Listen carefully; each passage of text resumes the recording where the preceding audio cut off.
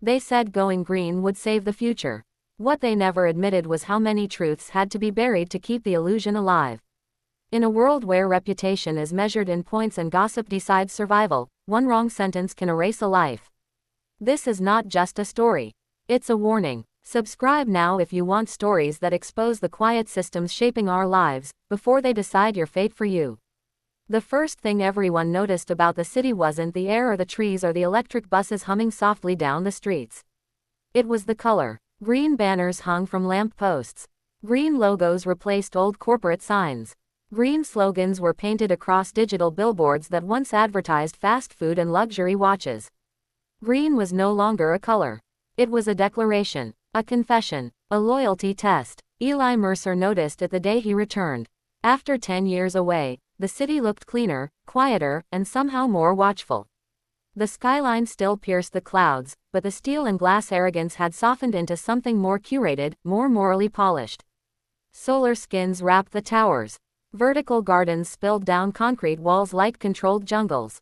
Even the river looked staged, its banks reinforced with recycled composites and lined with LED plaques that told passersby how many tons of carbon had been saved that year. Eli dragged his suitcase across the station floor, watching people glide past him with the effortless confidence of those who knew they were on the right side of history. Their clothes were neutral, sustainable, tagged with visible certification badges.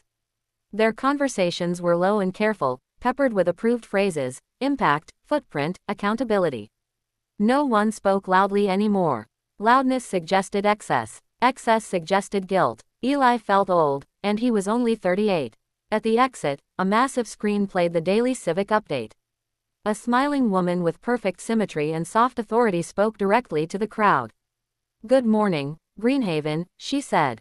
"Yesterday, community reporting helped us identify 3 non-compliant waste practices. Thank you for keeping our city honest." A soft chime followed. Applause rippled, polite and brief. Outside, the air smelled faintly of eucalyptus, pumped through public scent systems. The city wanted you to associate responsibility with freshness, guilt with cleanliness. It was clever, terrifyingly clever. A driverless cab slid to the curb and opened its door for him. "Destination?" it asked. "Old North District," Eli said. There was a pause, just a fraction too long. Confirming, the cab replied. "Note: Old North District is currently undergoing cultural realignment." Eli snorted. As the cab pulled away, he watched the city unfold like a living brochure. Every surface told a story of virtue. QR codes invited citizens to scan and learn. Screens displayed leaderboards of neighborhoods ranked by sustainability scores. People glanced at them the way gamblers once checked stock tickers. Scores meant access. Scores meant privilege. Scores meant survival. Eli had left before the Green Accord, before the city council merged with private impact partners, before environmental responsibility became a social currency. Back then, gossip was about celebrities and scandals. Now gossip was greener, sharper, and far more dangerous. Because gossip had become policy. The cab slowed as it crossed into Old North. The gardens thinned. The banners disappeared. Buildings here were older, unretrofitted, their concrete faces bare. The cab stopped abruptly. "Service ends here." Eli stepped out. His sister Mara's apartment sat above what used to be a bookstore. He climbed the stairs and knocked. Mara opened the door, pulled him inside, and locked it. "Don't stand in the hallway," she whispered. She looked thinner, sharper. "No smart surfaces. No visible devices. You're off-grid," Eli said. "As much as possible," she replied. He asked what he missed. She told him about the civic loop, about reporting not just waste but attitudes, about green gossip. "People flag conversations," she said. "Jokes, skepticism, anything that undermines collective progress. Thought crimes," Eli said. She didn't smile. "You lose points. First it's small. Then jobs disappear. Housing disappears. Eventually, you do." Eli felt the weight of it settle in his chest. He had come back for a story. What he found was a system that fed on silence. The first takedown Eli witnessed happened 3 days after his arrival, and it wasn't hidden. It was public, polished, and instructional. Mara tried to stop him from going out that morning, but Eli insisted. "I need to see it," he said. "You need to survive it," she replied. The square was already crowded when they arrived. People stood in neat clusters, faces calm, eyes bright with the particular attention reserved for moral spectacle. A large screen descended from a solar rig, displaying a familiar civic loop interface. The host appeared, the same smiling woman from the station. Today, she said, we address a breach of collective trust. A name appeared beneath her image. Jonah Pike, community score, 41. A man was guided onto the platform. Mid-40s. Nervous smile. Eli didn't know him, but he recognized the look. The look of someone who thought compliance would save him. The host spoke gently. Multiple reports indicate repeated verbal minimization of sustainability initiatives, she said, including jokes suggesting exaggeration of environmental impact.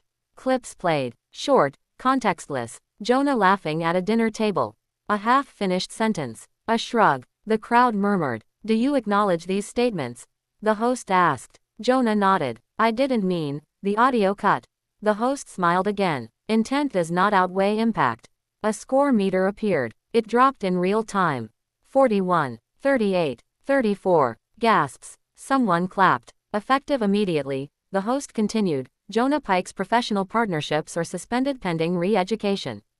Jonah's face collapsed. The screen switched to a reminder. Silence protects us all. Mara pulled Eli away. That's how it works, she said.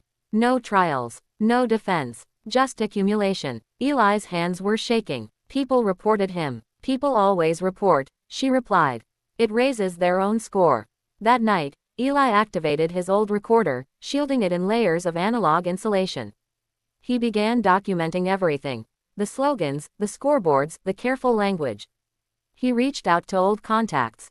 Most didn't respond. One did. A woman named Lila Chen.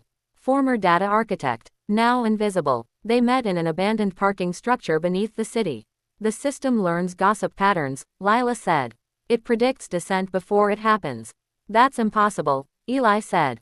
She shook her head. It doesn't predict truth. It predicts risk. She told him green gossip wasn't just reporting. It was incentivized suspicion. Algorithms nudged people toward noticing flaws. You don't even need enemies, she said. The system trains friends to betray you. Eli felt sick. Why hasn't anyone stopped it? Lila laughed quietly. Because it works. The city runs smoother than ever. No protests. No chaos. Just obedience dressed as virtue. When Eli returned to Mara's apartment, she was waiting, pale. Your name dropped today, she said. Someone asked why you're here. He felt the room tighten around him. I'm already in, he said softly. Outside, the city glowed green, serene and spotless. Inside, Eli understood the truth. Once gossip turned green, it never stayed harmless. It spread, it fed, and it erased.